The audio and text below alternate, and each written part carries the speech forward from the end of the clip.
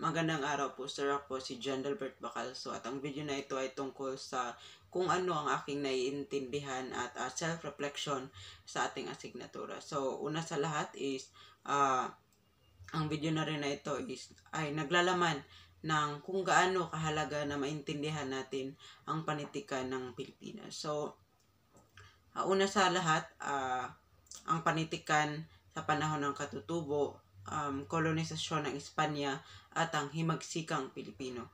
Ito raw ay may malaking kahalagahan sa pag-unawa sa kasaysayan at ng kultura ng Pilipinas. So sa panahon ng katutubo, ang panitikan ay oral na ipinasa sa pamamagitan ng mga salawikain, sawikain, sariswela at mga palaisipan. Ito ay naglalaman ng mga kaugalian, paniniwala at karanasan ng mga sinaunang Pilipino bago ang kolonisasyon ng Espanya.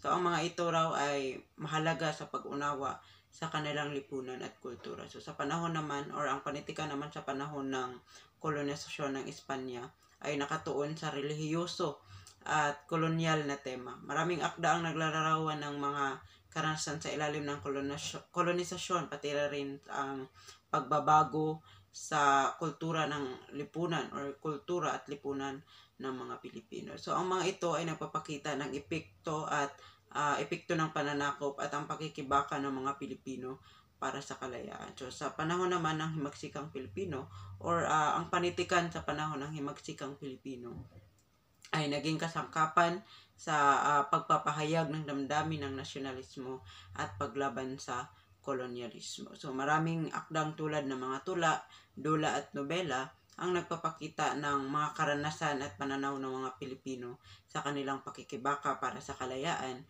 at pagbabago sa pamahalaan. So ang mga ito ay nagbibigay ng mga aral at inspirasyon sa mga mambabasa tungkol sa pagkakaisa at paglaban sa mga dayuhan. So para sa akin,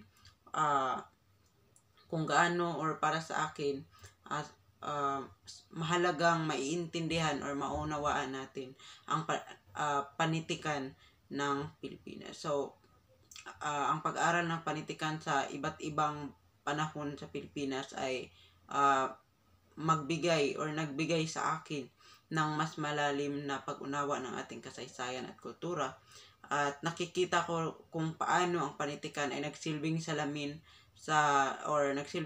ng ating mga karanasan, mga pakikibaka at mga pag-asa. Ang bawat yugto ay nagpapakita ng pagbabago at pag-unlad ng ating panitikan at nagbibigay ng konteksto sa ating pagkakakilanlan bilang Pilipino. So ang pag-aaral ng ating panitikan ay mahalagang paraan upang maunawaan natin or maunawaan nating lahat, nating mga Pilipino sa modernisasyong panahon. Dapat nating maunawaan ang ating nakaraan at mahubog ang ating kinabukasan. So, yun lamang po. Maraming salamat.